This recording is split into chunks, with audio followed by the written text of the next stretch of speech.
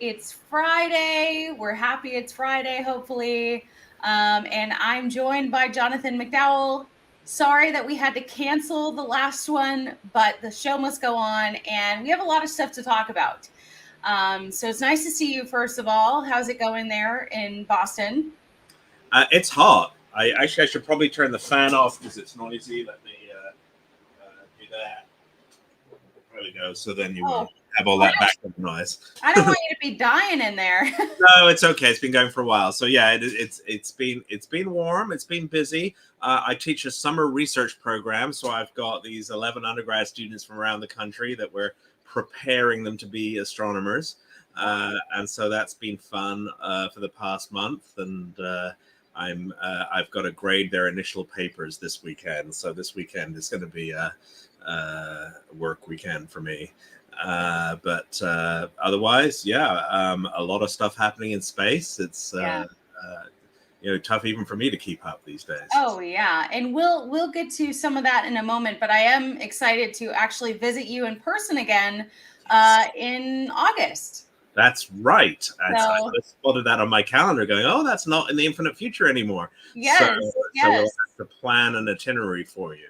Yeah, because when I was there last time, a lot of the stuff was still closed due to COVID. Right. So we should be able to, make some interesting content. But yeah, I wanted to obviously, I cover a lot of Starship news, and Elon was interviewed this weekend by Ashlee Vance, and he confirmed in that interview that they're taking a different approach to the stage separation with Starship going to be using hot staging on this next flight. So I kind of wanted to go into the background, some history of hot staging, and maybe explain to people what exactly that means. Yeah, absolutely. And while I think of it, by the way, we should also talk about Ashlee Vance's new book, which everyone should read. Yeah. Have you read it? I have, yeah. Oh, wow, you're fast. How was it? Really good. And it talks about a lot of the second generation people after Elon, like my buddy Will Marshall and a number of the other people at Planet, like Chris Kemp at Astra. And so it really gives an insight into the personalities of some of these other new space entrepreneurs that have been in the news in the past few years. So I think it's he did a really nice job on it. Have you read his first book? Yeah, the one on Elon. Yes. Yeah. Okay. That was. It's been a while, so I don't remember the details. But yeah, it was a good I'm ashamed to admit that I haven't read either, so I need to get on that. Hugh said, "What new book?" And it's something, "The Rise of the Heavens," or what is the title? Oh, I was afraid you were going to ask me. um, it's yeah. Yeah. We have another person asking. Ross says, "What is the title for When the Heavens Went on Sale?"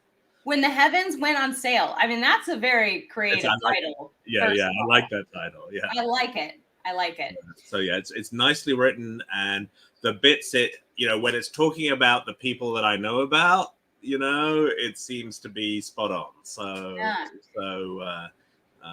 Yeah. And I'm curious, did you listen to the interview on Twitter from last weekend? No, I've been too busy. Yeah. It was quite tense. Let's put it that way. Okay, I'll have to. That sounds interesting. Why tense? Why?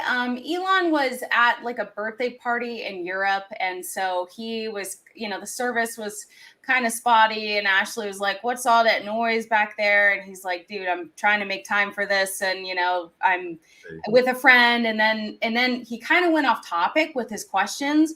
And Elon got frustrated, and he's like, "All right, the call's terminated." Basically, Elon was like, "Damn it, I'm at a party here. Yeah, respect my time." Yeah, right. Oh, that's fair. Right. Anyway, hot staging. Yes. Yeah. Well, let's start with ordinary staging. Right. So imagine you have a regular rocket. An example of that is the Falcon 9. And as famously Konstantin Tsiolkovsky pointed out in the 19th century, what you want to do in a space rocket is have multiple stages. And you use up all the fuel in one stage and you get rid of it, and then you fire the second stage. And so what happens to the Falcon 9 is that you shut the booster engines down, and then a couple seconds later, the booster separates from the upper stage, Mhm. and it just falls back. And there's a little interstage flange around the top of the booster that's been holding the space for the rocket engine of the second stage. And then once that has cleanly separated, you hope, the second stage engine fires and accelerates away. And so that all, that's kind of the standard way to do it. But there are some downsides to that. One of them is so now you have all the engine during the staging in this standard scenario, everything's switched off, right? And so basically you're no longer accelerating, you're just falling. I mean, you're still going uphill, but you're in free fall. And you better have this lower stage fall off very cleanly, because if it goes to the side at all, it can hit the engine nozzle of the second stage, which is not good. And indeed, as people may remember, that happened during some of the Falcon 1 launches. They had a stage separation that wasn't clean. And so that's a classic how not to get to space method is to have a stage separation. So, we think of what can go wrong in a rocket launch, and the number one thing that can go wrong is like your rocket engine blows up, right? Or and the number two thing is probably that the guidance system fails and it starts trying to fly in circles. But the number three thing is probably stage separation either doesn't happen or happens cleanly, or the stages recontact after separation. So it's one of the major historic ways to screw up a rocket launch is to not separate your stages cleanly. So it needs to be done carefully. So another way that you can, so the other problem is that as your upper stage is about to ignite, it had been accelerating with the lower stage, and now it's not accelerating anymore. And it takes a while for the fuel in the upper stage to realize that it shouldn't be accelerating anymore. It kind of has, if you think of, you're in an elevator going up and you're holding a bucket of water, and suddenly the elevator does an emergency stop. Yes. The water is going to splash up, right? And so that means that the pressurization gas and the fuel can mix a little, and you have to separate them out again. And so it's not an ideal situation. You have to give some acceleration again to the upper stage. And indeed, sometimes they have what are known as ullage motors, which give tiny little spritz to the upper stage to make sure that all the fuel is in the bottom half of the tank where it needs to get to the engine before igniting the upper stage engine. And that was another classic way to lose a mission that the Russians ran into a lot in their early planetary probes. They would put an upper stage in parking orbit. This is a particular problem when you're having a restartable engine. So you've already fired it once, and so your tank is half empty, right? And then you're floating in orbit, and so the fuel all moves to the middle of the tank. Right. Something, right? And you ignite the engine to go to Mars or something, and oh well, the fuel isn't where the engine is anymore. It's like sitting halfway through the tank. You've got to force it to the back of the tank to make sure that the ignition happens correctly. Right. Right. And that didn't happen in these early missions, and a lot of their probes got stranded in Earth orbit. And so that's just another example of how of how this is a very delicate process, this thing. So what the Russians do for their Soyuz rocket is that when the core stage separates, the upper stage fires before the core stage has separated, and so that's what's called hot staging. And so you fire the so you've got the dead lower stage hanging off the back end, connected by some bolts, and you fire your upper stage engine, and it kind of pushes the lower stage away, and you get going. And so it's you do it before the upper stages kind of completely stopped accelerating. And Right. so, that's nice if you can do it. It has some downsides, and this is what they're not going to try with Starship. It has some downsides. One of the downsides is that if there's still any thrust in the lower stage, it can catch up with the upper stage. Yes. Also, if you had any hope of reusing the lower stage, which on the Starship, was kind of the idea, you just fired a bunch of rocket engines at the top layer of the upper stage. So normally when that happens, you get a spectacular bang. And there's great video online you can find. So the US Titan rocket did this hot staging thing. And you can see pictures of that happening. And you see a couple seconds later, the rocket plume hits the discarded upper stage and it just rips it apart or makes it explode. And someone just brought that up. I'm not sure how to pronounce this name. Maybe you know how to, but they say, how are they going to prevent the inner stage from breakup? That's kind of hard to achieve. See Titan 2. So, yeah, exactly. Well, so that's one of the challenges. So there are ways you can address that. And so one of the things that you can do is you can, if you, the worst case thing, right, is like you put like a heat shield on the front of the, you take the Dragon heat shield and put it on top of the upper stage. That's going to be expensive and heavy, but at least some kind of shielding or some kind of thicker upper cone to the booster. But that's going to add weight, right? Right. And so that's so there are always pluses and minuses to these engineering trades.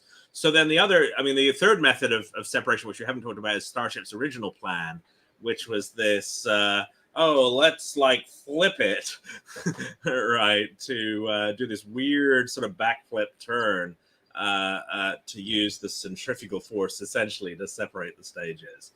And I think that's a typical SpaceX wild and crazy original idea, kind of like the let's catch the booster with the chopsticks.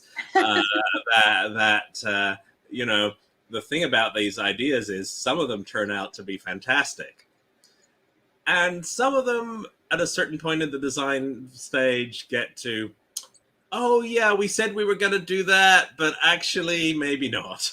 And I think this is one of those that this got a little further than most of them. They got to actual flight, and when they actually tried it, I think they've come to the conclusion, that this was in fact a really bad idea and not very robust, and so they're going to go full back as they sometimes. And so this is how SpaceX pushes the state of the art. Is that they try new things, and some of those new things work and some of them don't, and then they fall back to a more conservative approach, right? But rather than just going, oh, we're going to do everything the conservative way the first time, right? And so I think that's one of these decisions that ended up being, well, in retrospect, maybe not. And so they're gonna, and so then they had to fall back to either the regular staging or the hot staging as the two, tried and tested options. The hot staging has the advantage you don't have this ullage problem, right? That you're still accelerating forward. So the idea is that they're still going to be firing a few of the booster engines. They're going to shut down most of the booster engines, right? But they're going to keep 3 of them or something still firing a little. And so the booster is still pushing forward, right?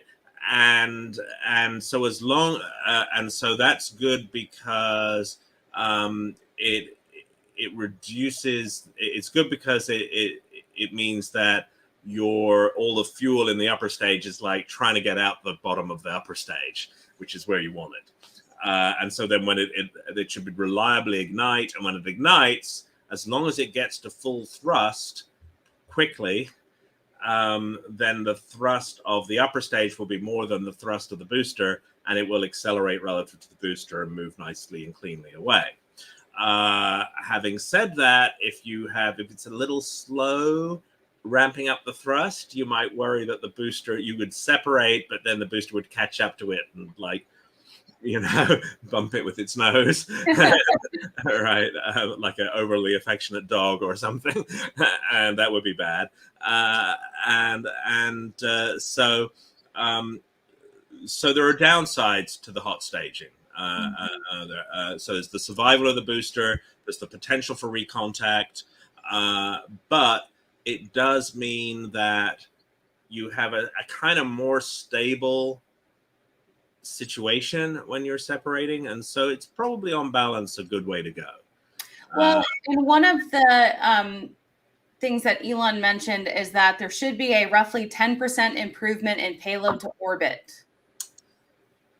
Yeah, that's partly because, so if you imagine the regular staging, right, what happens is that in those few seconds when the upper stage is not ignited yet and it's flying free, it's essentially losing energy to gravity. And so you're skipping that loss. And so, the question is, will the gain in pushing all the way through outweigh the loss of having to heat shield the upper stage? Right. And my worry is that Elon hasn't yet done the engineering to think through how that last aspect. And so whether he'll really get 10% or whether it'll end up being 2% or minus 2%, we'll see. We'll see if that turns out being true. I don't really care, honestly. I think by far the most important thing right now is to get to orbit in one piece, right? And what your cargo is, if you promised 100 tons and you're actually only get 95, that's still awesome. Yeah. And you can optimize things later, right? You can stretch things here and there and get 50% here and there. With this next flight, he said that there's over 1,000 changes. We know that the water-cooled steel plate should be in the picture. So Alan wants to know, what is your chance or your percentage that you think of the next flight reaching orbit? Yeah, see, that number 1,000 scares me, right? Yeah, it's maybe too much.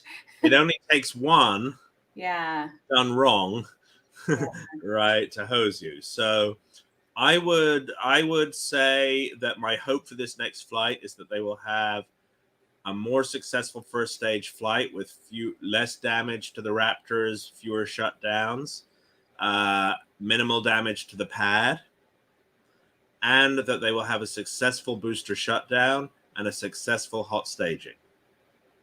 That to me would be success.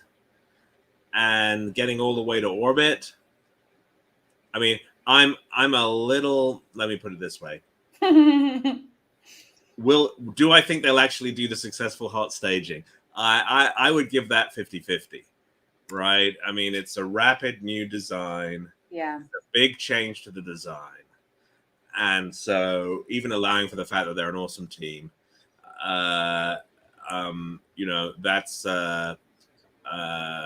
there might be things, let's put it this way, they may learn things in the test flight. If they're doing it in just a couple months and they've only, made this huge, not just design change in the whole approach of the rocket, right? So I'm going to allow them a staging failure, right? and say that still, if they learn enough in the next flight that in the third launch they can stage successfully, right, I'll be pretty happy, because it's a big, basically what that 1,000 number tells me is this is the first launch again. Yeah, I mean, right, this is a different rocket. This is not Starship. There's a different Starship. This is its first launch. And let's get through Max Q, and then let's try and do staging and learn something about how you need to improve the new staging design. Right, but the surf results were entertaining, weren't they? Oh no, excitement guaranteed. Like Elon said, I don't disagree. Yeah. But at a certain point, you want the excitement to be, oh, we got to orbit, and so I mean, it's not, they could pull it off. I'm not saying they absolutely won't, but I would say it's a stretch goal to Mhm. get anywhere near orbit on this next flight, just because there's so many design changes. You're really, and even before the design changes, right? It's such an innovative rocket. Well, do you think that going with hot staging is the right move? Should they have done this for the first flight, or do you think it's, like you said, a little, there's Well, risk? I definitely think the flip staging, or whatever you call it, for the original design was not the right move. I was always a bit skeptical of that. So yeah, I think the design change is the right move. I think what they're doing is fine, right? It's just, let's keep our expectations realistic. This project is going to take a while, and it's going to involve a number of test launches before you have a Starship that can put things in orbit. And each, as long as on each test flight you learn, well, you get, you get a little bit better, and you learn more about the design that you need to improve, right, in such a way as the flight after that doesn't have the same problem, it screws up in some new and innovative way, you know then I think that's fine, as long as he doesn't run out of money. Yeah, and Ross wants to know, another question for you. What challenges does the fact that the empty first stage is so much lighter than the full second stage at separation, will hot staging negate this? um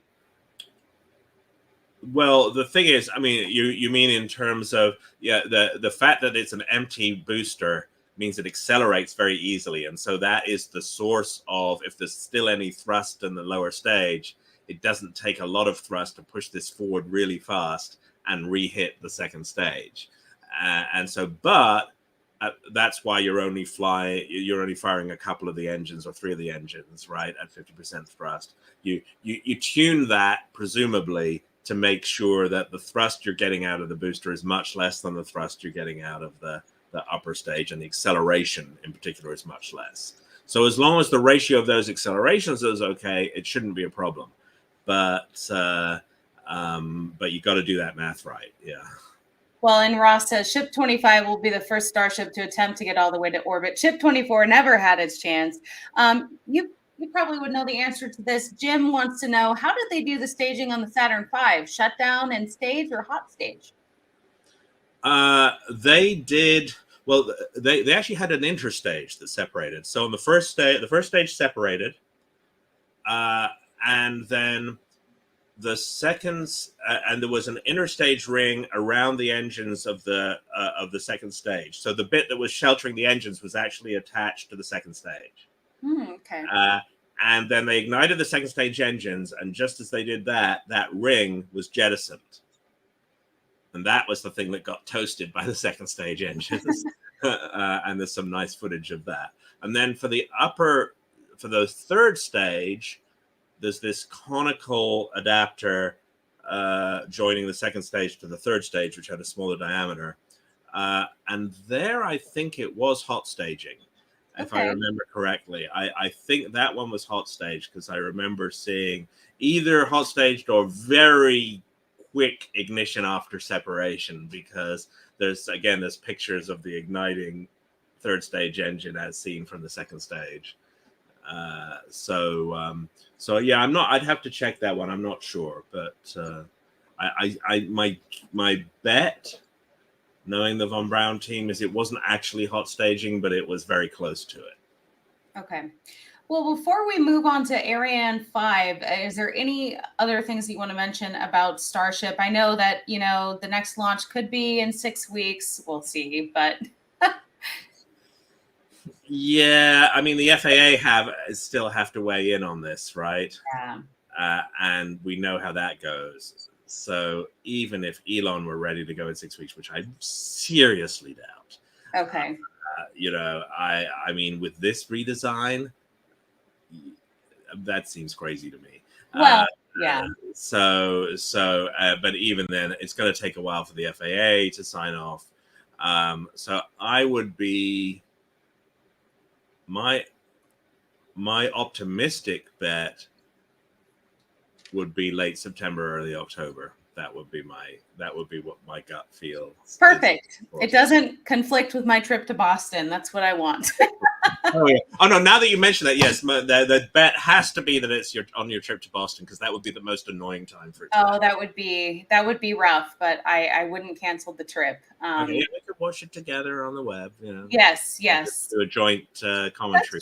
That's true. But again, I think we both don't think it's going to be early August. No, I think October. Yeah. Is my feeling. Well, then hopefully it doesn't conflict with my zero-G flight. Right. Which is exciting because Charlie Duke will also be on the ride with me. So I got Charlie Duke, Nicole Stott, and Doug Hurley, and myself all experiencing weightlessness. Right. You for the first time, them not. Yes. Well, right. But together. Yes. So that's exciting. That's it. I mean, it should. And what kind of airplane is this? It's a modified. Is it a 737? And it's the KC-135 or something. Ooh, I'm not sure. Yeah. Okay. Anyway, we'll figure that out some other time. But yeah, whatever it is, it sounds a lot of fun. Yes. Yeah. Is that something you've ever wanted to do? The zero-G? Mildly, but not really. You know, for me, it's about space, not about the free fall. Okay. You know, yeah. I'm not really that interested in being in zero-G in the Earth's atmosphere. What? I can do that by jumping off a wall. but you know, it's being far from the Earth that interests me, and seeing other worlds and things like that. So yeah, it's not high on my priority list.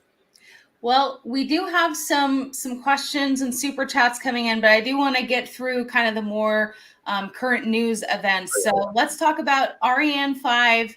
In just a few days, the ESA will have 0 active launch systems. Yeah. It's really, it's really a tragedy. The European space launch industry right now. So the Ariane 5 is retiring. The Ariane 6 has had a lot of delays. And the Vega light launch rocket just had a test failure. It had a failure a while back, and they were testing the fix, and they lost that vehicle, that stage. So it's going to be grounded for a while longer. And so there's really going to be a gap in European launch access to space for a while. And that, I think we've talked about this before, that the fact that this gap in European capability comes at the same time as everyone's trying to get off the Russian launch vehicles for political reasons has been a real windfall for SpaceX. They've really managed to snap up this market of things that would have gone on Ariane, would have gone on Soyuz. And now the other thing that's happened is that there's been a further delay to the ULA Vulcan first launch. Yes. And so that makes it likely, as Eric Berger has noted, that some of the DoD payloads that were going to go on Vulcan might end up on Falcon 9 as well. And so SpaceX, just by plugging away and having the Falcon 9 be consistently available at a high flight rate, have, by the misfortunes of others, landed in a really good market position. Right. So the Ariane 5, is a vehicle that first flew in 1996. So it's been going for a while. And it was a big step up for Europe. The previous vehicles, the Ariane 1 through 4, were kind of a smaller design. The Ariane 5 was a complete, despite the same name, right? It was a complete new design, and it had a couple failures early on, but that gave it a little bit of an initial bad reputation. But actually, after the first sort of few launches, it's been incredibly reliable. and it's really been a workhorse for decades now. So this last launch, the last but one launch, of course, was or last but a couple, was the James Webb telescope. So that was very high profile. And then it's finished off with a couple launches of communication satellites. So there's a French military communications satellite called Syracuse that's going on it. And then the second payload is a German experimental communication satellite called Heinrich Hertz. And Heinrich Hertz sat was it's like 10 years behind schedule. It's another one of these projects that's gotten delayed and delayed and delayed. So these are, it's finishing off with a fairly standard launch, which is let's take two big communication satellites and put them in geotransfer orbit, this big elliptical orbit that goes from a couple hundred kilometers to 36,000 kilometers. And that's, 10 years ago, that was the main commercial market, was putting big communication satellites in geostationary orbit. And the Ariane 5 was really good for that market. Their launch site is near the equator, and you want as near an equator orbit as possible for launching geosats. And so it was really optimized for that market. The space launch market's really changed in the past years, and with a lot more focus now on polar orbits of low orbit satellites. And the geosats are still going up, but they're not the dominant part of the market anymore. And so Europe and the Ariane 6 that they're replacing Ariane 5 with would have been a perfectly reasonable evolution design in 2005 or something like that, right? Wow. But in 2023, it's a generation behind the Falcon 9, I would say, and don't even talk about Starship. And so because of bureaucratic infighting and political coordination between the European countries and things like that, they just haven't gotten their act together to be as nimble or as responsive and as innovative as SpaceX have been. And so I think everyone is expecting Ariane 6 to get a few European government payloads, but not really to be any kind of competition for SpaceX. And what's with all the delays? Yeah, I don't know. I mean, underfunding partly, but unwillingness of the disagreements between the various countries about how to prioritize things. Right. But keep making little inadequate changes to the design to respond, to make it more interesting. But yeah, I think it's just been badly managed, is my impression, and I don't think it's the engineers' fault. I think it's at the political level that it's been badly managed. Well, and this final Ariane 5 flight was supposed to be like mid-June, but it's been pushed to, is it still going to be like July 4th? I think it's early July in any case, yeah. Okay. But that's fine, slipping a few weeks for a launch is part of the game. That doesn't concern me at all. It's when you have to wait several years for the next one. Yeah. Wow. So what are they going to rely on now with Right. So they're going to fly on Falcon 9 for the most part, I would guess. Which we know that OneWeb has, SpaceX has already been launching OneWeb satellites, launching their competition, correct? Mm-hmm. That's right. And for the European governments, the big launch that's coming up on Falcon 9 is Euclid, which is a European space telescope that's going up again in early July. And it's going to go to the Lagrange point and map distant galaxies. And it's a very exciting mission. And it was meant to go on a Soyuz. And so after the Ukrainian invasion, they had to find another ride. And, they talked about Ariane 6, but it just wasn't going to be ready. And so they ended up going with SpaceX. Well, and we talked about this at the beginning of the invasion, and here there's still just massive. Yeah, the ramifications are rolling on. Yeah. This is not it's not over. Ricker has a question for you, kind of off topic. I think he thinks your name is Malcolm, but Jonathan. Yeah, no relation. I'm no relation to the actor. Yeah. Can multiple space telescopes 3+ also be placed in second Lagrange point or L2? Their images combined for enhanced deep space images. Ellie get a roadster instead. I can't afford that, but this is a different question. Right. So the issue of there's two issues there. Can you put a bunch of telescopes at L2? Sure. Can you combine the images from them? It depends what you're trying to do. That's not as good as one big telescope. And so with radio telescopes, you can combine data from different dishes and get not entirely, but almost as good as one big dish. With optical telescopes, because the wavelength of the light is so small, getting the phases of the light beams aligned to make it really be like you had one big telescope just isn't practical for the most part. I mean, the people have experimented with it. You can do it to a very limited extent, but in general, it doesn't work.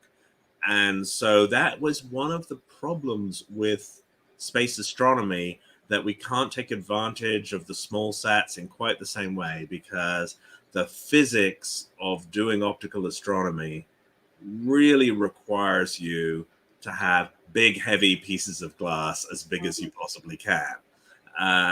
And so no, give me one big piece of glass out at L2 and I'm happy.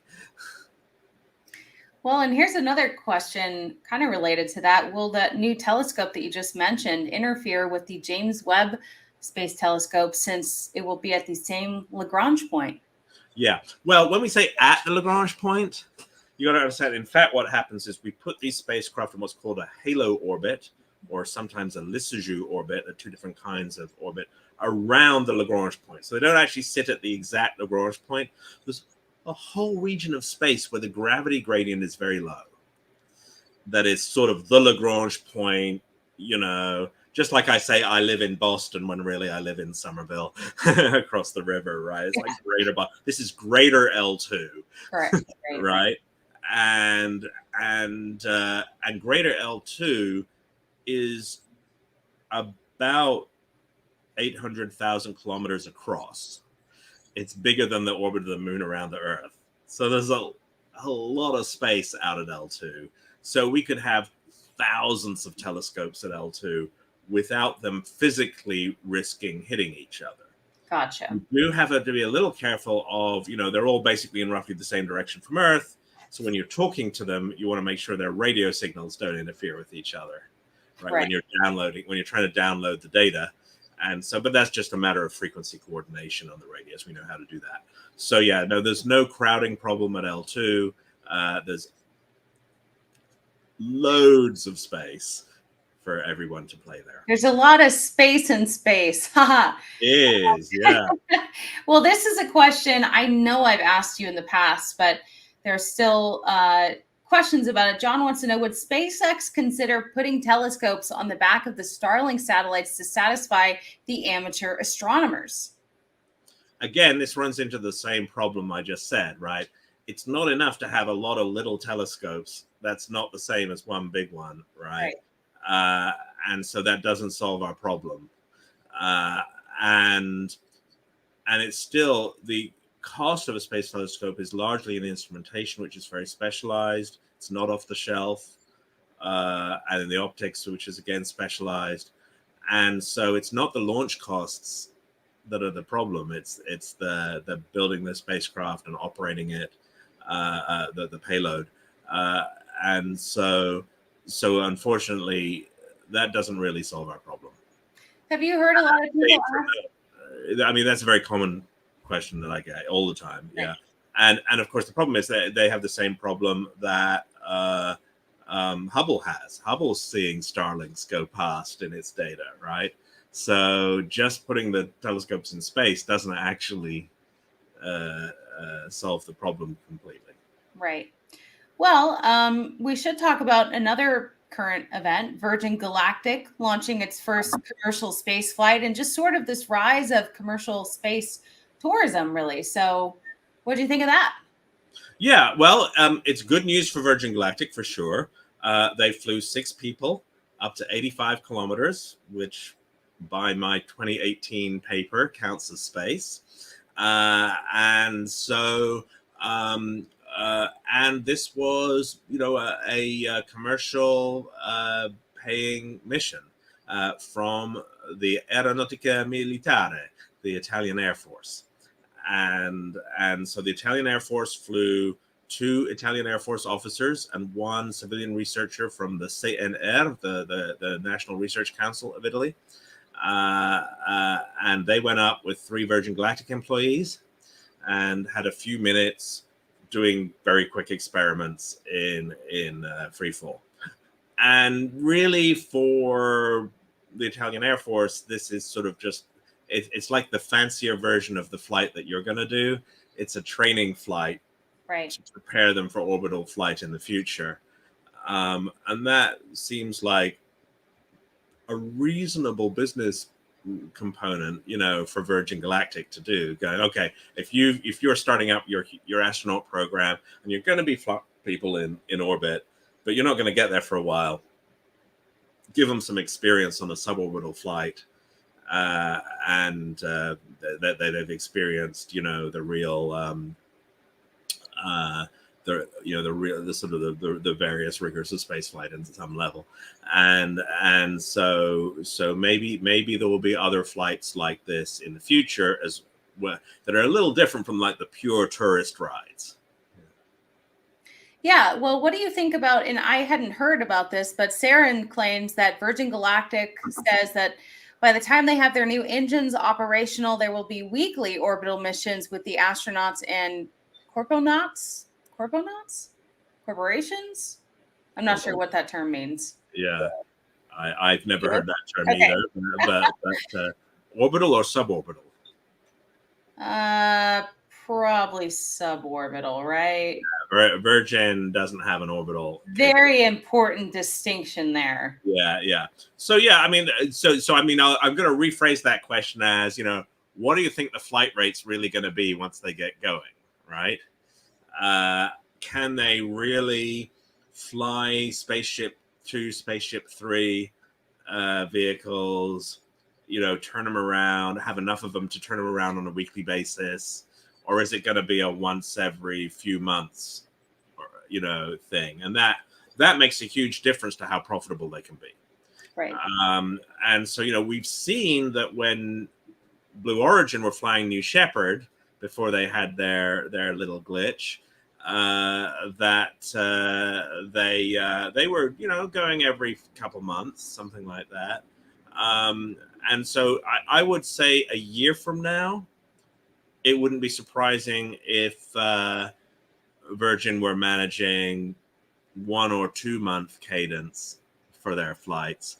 I think in the long run, it's conceivable they could get up to. I'd be surprised if it's weekly, but maybe every 2 or 3 weeks. Right. Well, they've upped the price. I guess it was, Michael Maxey points out, $250,000 for a 14-minute zero-G experience. But a couple people are pointing out that they have increased the price to $450,000. Yep, that's my understanding. I don't know the exact price, but it's That's that order. Crazy. Yeah. First of all, that's crazy. It's certainly not within my pocket money budget. And so I do think once you start getting to that point, you're getting into the people who might rather say, well, I'll just spend 20 million on an orbital flight or however much. I don't know how much that is now, but so that's the question, is how much is Polaris Dawn cost per ticket? And we want to talk about that, because that is we have a lot of exciting stuff. I mean, it's hard to believe that we're already halfway through 2023. Where has the time gone? But we have a lot of stuff to look forward to still this year, including that Polaris Dawn mission. They're thinking that launch will be in September. And this is, of course, the first private human spaceflight mission with the first commercial spacewalk. So I'm very excited for that. Right, the first private mission to do a spacewalk. Yeah. Yes. And so following on from Inspiration 4, So they're being more ambitious, that it's will they? I mean, that is a spacewalk is a lot more dangerous. So I do have some concerns that the let's say the incentives for a tourist mission like Jared Isaacman is doing. There is a temptation to skimp on safety, to skimp on testing. They're smart people. Hopefully, they won't do that. But I wonder if they really appreciate how much more dangerous a spacewalk is than just sitting in the capsule. And we've had, fairly good safety on spacewalks, but we've had a bunch of close shaves. Going back to the very first spacewalk by Alexei Leonov, where he nearly couldn't get back in the airlock. Tell me about that.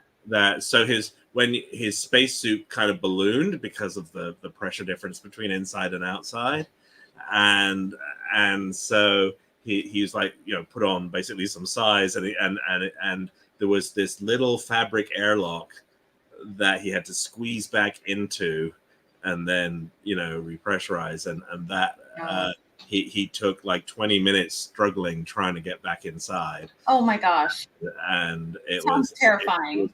It was terrifying. It must have been absolutely terrifying, and it was a close thing, and he finally managed to do it. And so there were a few cases like that where, of course, the more recent famous one was Luca Parmitano, who had his helmet fill up with water, right, and nearly drowned during a spacewalk, right, and so there have been, those are two of the more famous close shaves, but there have been a number that were sort of,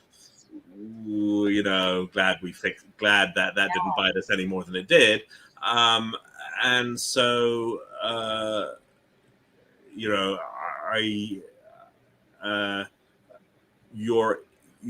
have to remember your spacesuit is basically a separate spaceship that you have to treat as if it's a spaceship with all the safety issues that it has, and then you better make sure that you're tethered.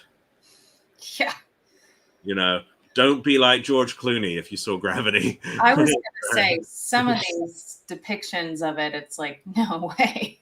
Right. I mean, in the movies, they're always the one thing that they teach you in like spacewalk class, right, is always connect the new tether before you release the old tether. Yeah. Right. Absolutely. Duh. Right. It's just like mountaineering, right? Yeah. Rock climbing, right? Is that you don't 100%. You gotta have the clip on at all times in case you fall, right? And it's exactly the same in spacewalking. And so they never remember to do that in the movies. Oh. So it's like, okay, George, you're floating off into the distance. You deserve what you get. You spacewalker class. Oh my gosh. So but things like that. It is and then so my understanding is, right, they're going to open the hatch. They're going to have depressurized the entire Dragon cabin, right? So now you got to make sure you can all get back in, and you can close the hatch and get a good seal on the hatch, and then you can repressurize. Wow. Right. So if you think of like each of those steps is something where something could go badly wrong. Yeah. It is a tricky it's a higher risk thing than just sitting in your capsule looking out the cupola going, ooh, isn't it pretty down there? Way different. And so we'll see. I mean, hopefully it will go fine, right? But I just think people need to be aware that this is not just same old. This is a much more ambitious mission, by far the most ambitious private space mission to date.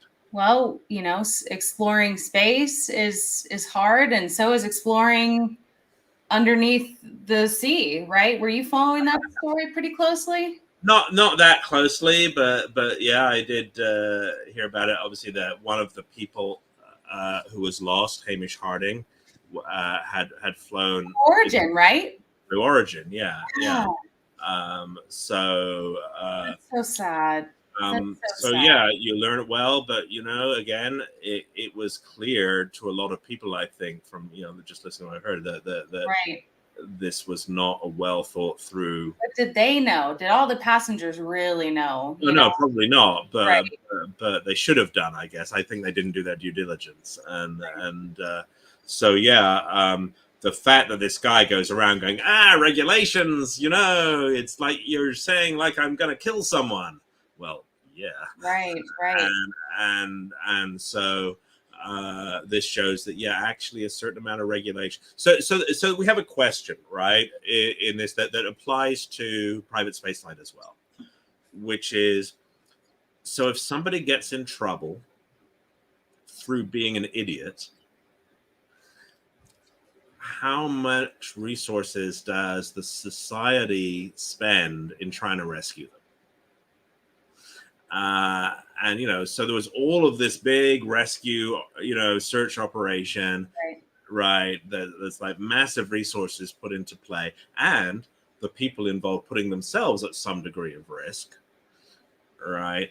And so I think when people like the guy who ran this submarine, make the argument that, well, we should be able to take risks. It's no one else's business if we want to, risk our lives. Well, actually, it is.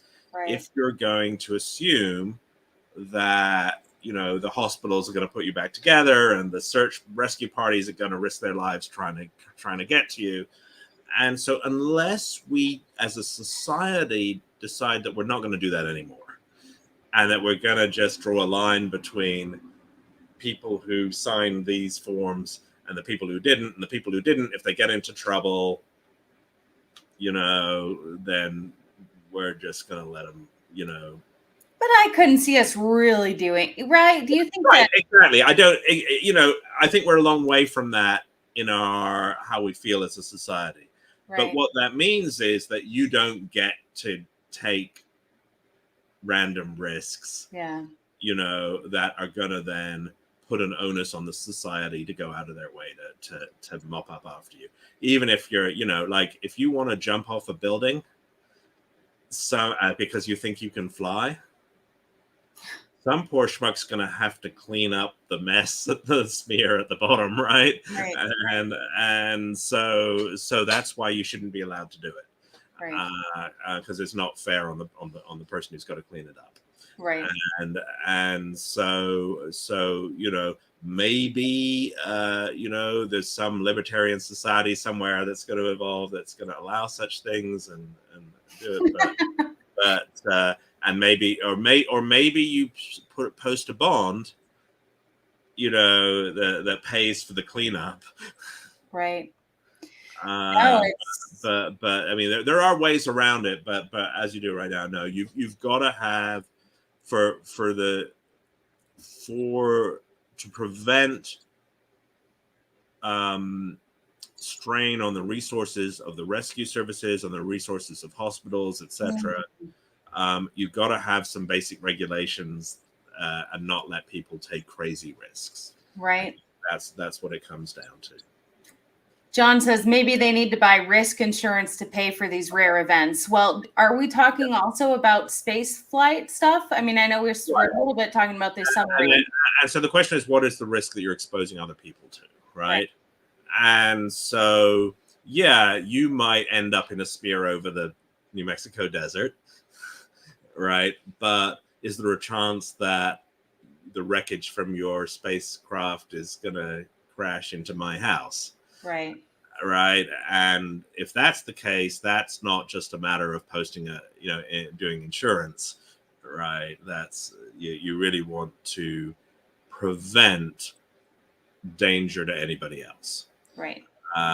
And so I think that's the line that I draw. If you, so maybe you post insurance and you have a destruct package on your spacecraft, so that even if there's people on board, if your rocket goes way off course and you're flying out of the safety area, we just blow you up because you're not allowed to do that. You know, Oh, geez. that's part of the risk you take, right? Right. And I think, you know, if you're gonna advocate, which I'm not necessarily, right, but if you're gonna advocate for let's let people take extreme risks, then we've got to take extreme measures to make sure they don't endanger anybody else. Right. That's a good point. And I do want to shout out some super chats. Tank Watcher Vince says he's late to the party, but hello. And B Matt, always enjoy your live streams with Jonathan McDowell. That's you. Anthony has a question for you. Will Enceladus eventually lose all its water due to it venting in space? Oh, that's a great question. And so what I don't, I mean, as far as I know, right, the water that escapes from Enceladus it escapes from Enceladus's gravity, but it ends up in orbit around Saturn. Okay. And so the question is, does any of it condense back down to Enceladus at a later date? You know, you can imagine, right? That so what's the net change of new water condensing back versus water leaving? And I don't know that, but most likely, yes. Most likely, it would, in the long run, lose all its water.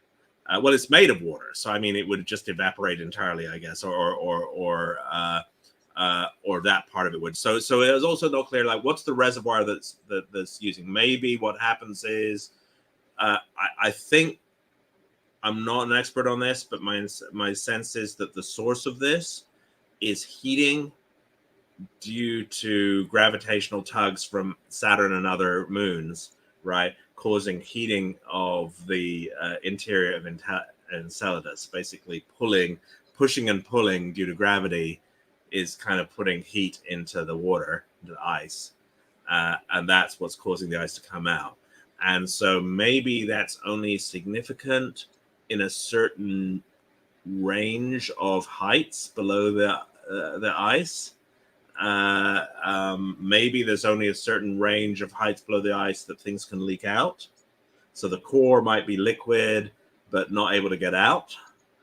And so there may be some point at which the fraction of Enceladus that is susceptible to this kind of loss is all gone, but the rest of Enceladus, which is also made of ice, is still there. And so I don't know how that pans out in the long run. That's a good answer, though. Very thorough. Thank you for that. And thank you, Bimmer Geezer, for the very generous super chat. He received his 420 Starship launch shirt and is going to wear them loud and proud. So I'm glad there was a delay in the second batch of orders and they've finally been sent out. So excited about that. We have another spacewalk question. I mean, who doesn't like to think about spacewalks, right? Sure. Your tether breaks and you're floating away. All you have is a wrench. How do you save yourself?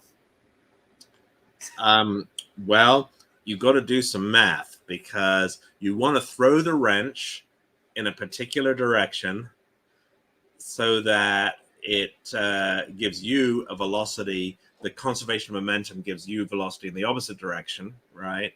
And the question is, what direction do you need to be going to get back to the spaceship that you fell off, right? And that's not necessarily pushed towards you don't necessarily look at the spaceship, see where it is, and throw the wrench in the other direction because the spaceship's moving and you're moving.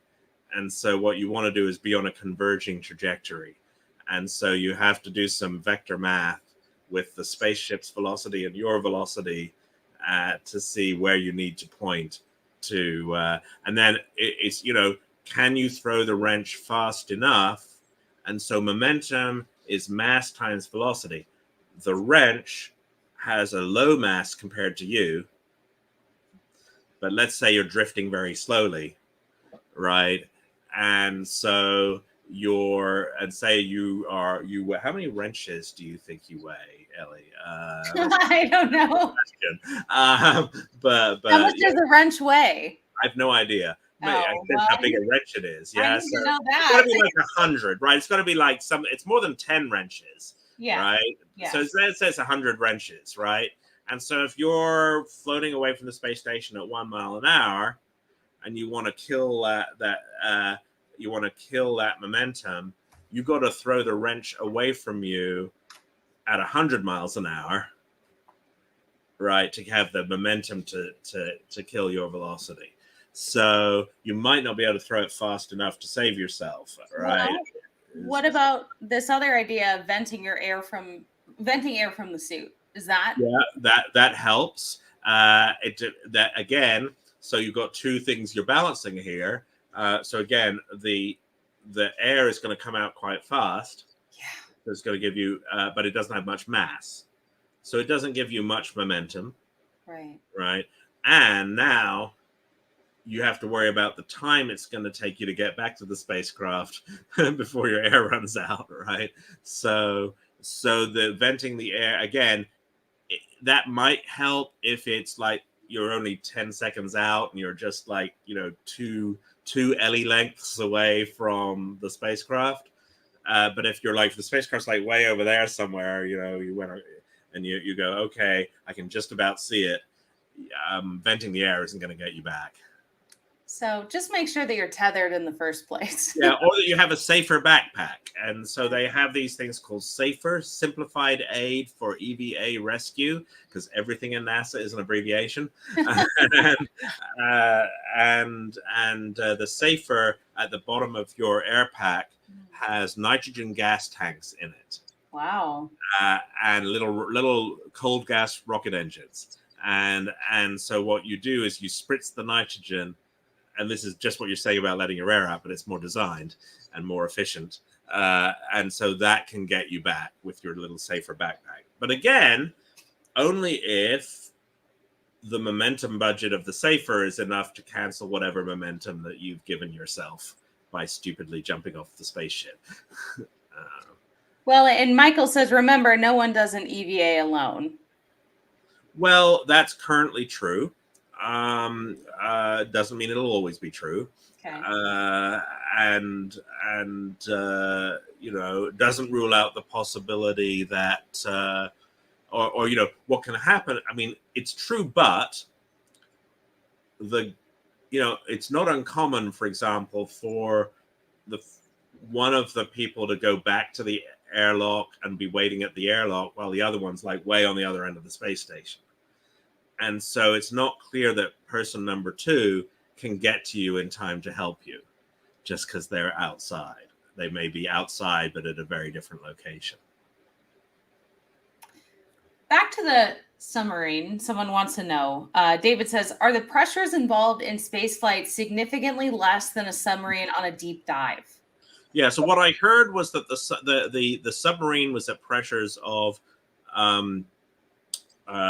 let me see how many atmospheres this was. And then one of the other interesting things that also kind of ties into this is that they used carbon fiber for the hull, correct? And that's more space applicable. Yep, but it's a very different problem. So there's two differences, right? One is, so we're talking, that submarine was at a depth of with a pressure of about 400 atmospheres. Wow. Right? Whereas in space, you've got 1 atmosphere in the cabin and 0 outside, right? So the pressure difference is much less. And also, it's the other way around, right? There's with the submarine, you're talking implosion, right? Pressure outside trying to crush you. And in the space cabin, you've got pressure inside trying to explode, basically, right? Because there's no pressure outside. And so materials behave differently under those two kinds of tension. Right. So something that's designed to contain pressure may not be good at resisting pressure crushing. For example, if you imagine like a soda bottle, right? If you imagine, it's easy to crush, but it would be harder to kind of, if you pumped air into it to try and make it pop like a balloon, it actually would resist that much better. So the problems are rather different. The analogy, what I do think is, I mean, where there is an analogy is if you're going to like investigate the atmosphere of Jupiter, right? Where there are enormous pressures. And there you would need something like a submarine, but a better designed one than the Titan. Interesting. Yeah. So very different issue, crushing versus trying to burst. Yeah, and Ca or Ca in general, materials are better under compression than under tension. That's generally right, but it depends on the material. It depends on how you've built the thing. Yeah. Are any of the current space capsules made of carbon fiber? I know the Dragon trunk is some kind of carbon fiber composite. I don't think the pressurized cabin itself is, though. I think that's metal. So yeah, I don't know, but I as far as I know, the answer is no. Well, another question that I know I've asked you in the past, but what do you think of the series The Expanse? Oh, I loved The Expanse. I thought it was really good. I think they did a really good job on trying to make the spacecraft astrodynamics believable and accurate. So yeah, no, I would say 2 thumbs up for The Expanse. I still never finished it. I think I just need to revisit it completely. I think I got pretty close to the end, but didn't finish it. Is it one of those series that like the finale isn't that great, or was it? It was decent. Okay. I don't remember now, to be honest. Yeah. It was there. I think the one annoying thing about The Expanse for me is there's some reason, at least on my TV, the audio was really poor.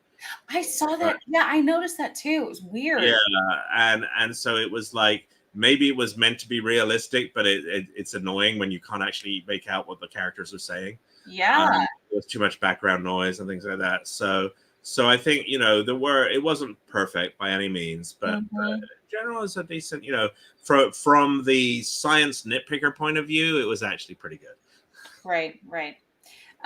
Was there any major flaw that us common folk might not notice? Was there anything that you're like, nah, this is off? I'm sure there was, but I don't remember. I mean, nothing major. What about any other popular, like The Martian or Interstellar? Is there anything that's like, okay, this is just completely wrong? Oh, well, Interstellar. I mean, yes. Spoiler alert: love doesn't get you out of a black hole. But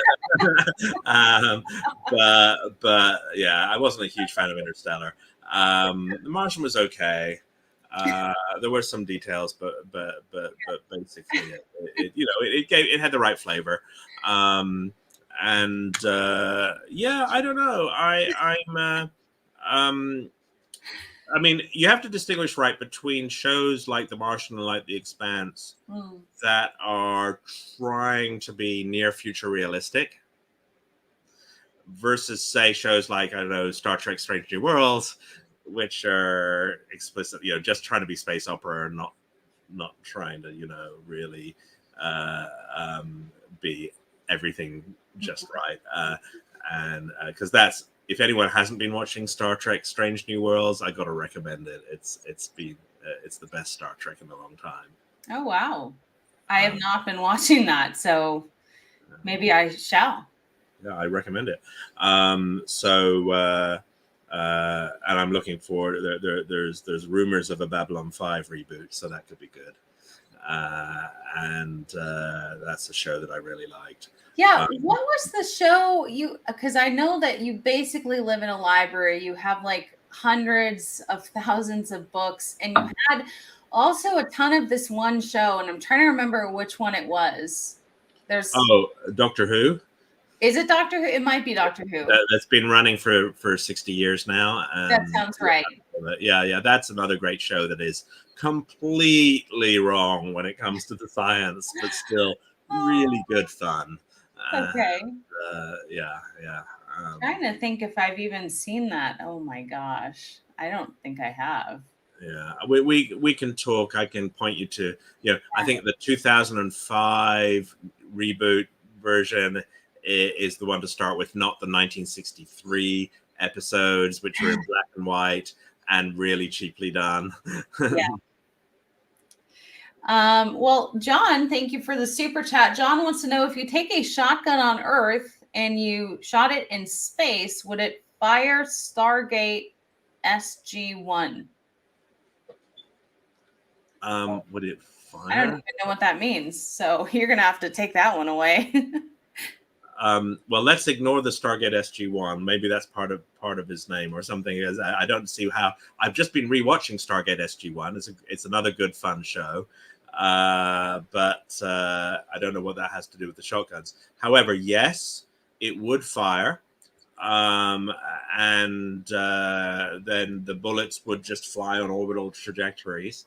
And in fact, the Russian military space stations, Almaz, had machine guns on them, just in case the Americans came after them. Oh my gosh. Interesting. Interesting. Man, there was a really good comment way up in the chat. Let me see if I can find it. And Yeah, let me know how much time you got. yeah, not a lot. So not a lot? Well, you've given us so much time, and we are very grateful for that. There's a couple more questions, I think. Yes. No, thank you for chatting with us here. I'm not sure where that comment is. So, you guys, we got 5 minutes. It's 5 minutes, okay? Okay. Okay. Do you have any view, while we're on the topic of shows, and I've never seen this one yet as well. Yeah, no, I haven't seen it. I've heard good things about it. Alternate history doesn't normally do it for me. Okay. And I don't know why. I know a lot of people love those. I have friends who write alternate history stuff. My friend Alan Smale has a great alternate history science fiction series about Roman legions in North America, for example. But For All Mankind, it just didn't grab me enough for me to want to watch it. But that's just my personal, not my wheelhouse. Yeah. Okay. Well, I've heard it's very good, so maybe worth checking out. This is a pretty complicated question. Is universal entropy the biggest problem, and do you think it can be reversed by a supercomputer or avoided by going through black holes? Yes. Well, I'll answer the second part first. No, it can't be reversed. So one of the most fundamental laws of physics, and the one that we have, I guess, the highest confidence in, is that the total amount of entropy in the universe increases with time. And so an entropy is sort of like a measure of how disordered things are. Right. So humans are a good example of low entropy. We're very organized. We're not like a woofy kind of gas. We have a lot of information. Another way of thinking about entropy is information. Right. High entropy is low information. And so, it's the idea that it's easy to take an egg and make scrambled eggs. It's not easy to take scrambled eggs and make an egg. So, calling it a problem is, it's life. Is life, right? And I don't think it's helpful to think of it as a problem, because you can't do anything about it. It is just a feature of the world that we live in, a very fundamental one. And so what it means, right, is that in billions and billions and billions of years, the stars will go out and the black holes will evaporate and everything will just be some boring stew of radiation. And so things don't last forever. No. And, maybe that's depressing, but I'm not going to be around to see that anyway. It reminds you that what's important in a way is not, it's not that legacy isn't important in the long term, but living your life now is important. So I think that's the way to think about it. It's very true. And I do want to make sure we get the Ricker's question in, another super chat. This is also sounds like a complicated question. Are there any new NASA contract safeguards to prevent Perkins-Elmer-like grind, not factoring Hubble's mirror curve change in weightlessness. Okay, so there's a couple things in that. So Perkin-Elmer was a company that built Hubble's mirror, and they built it perfectly to the wrong shape. And it wasn't a question of the thing changing in weightlessness. It was just they measured it wrong, and it wasn't. They had a spec of this is how you should measure it, and they tested, did we build it to that spec? And they thought yes, but in fact no, they hadn't built it to that spec because their measuring tool was wrong. And so we got the distortion of the Hubble mirror, and that was a terrible thing for astronomy in the early 90s, although we've kind of come past that now. So then the next space telescope to go up was the one I work on, Chandra. And with Chandra, they made us, there were those, like, you know, NASA spent some large amount of money testing the mirrors on the ground, which had not been done for Hubble, by actually making pictures with them. And what we did was we took an X-ray source, because Chandra's an X-ray telescope, and we took a 1/4 mile long tube, about 10 feet in diameter, pumped it down to vacuum, took a 2-story high thermos bottle, put Chandra inside it, pumped it down to vacuum, so that we had a kind of Chandra in space, but actually sitting in the Alabama countryside. and checking that indeed the mirrors made the image that we expected to make. And that was a direct response to the oops on Hubble, is we're not going to do that again. So what they've done for more recent space telescopes like Webb and so on, I'm not actually sure, but I'm pretty sure that they've done equivalent things, you know, to do a more direct test that yes, this telescope could actually make the pictures it's designed to make. And so certainly, how can I put it? Lessons were learned. Yeah. Yeah, you're absolutely right to ask, because there are cases, right, where NASA had, you know, like with the Challenger accident, where lessons should have been learned and they weren't. Right. Right. And so, you know, in the case of the Hubble mirror, yeah, I do think the appropriate lessons were learned, and I'm not concerned that we're likely to have the same screw up again. We'll find other ways to screw up, new and innovative ways to screw up, because that's just life. Right.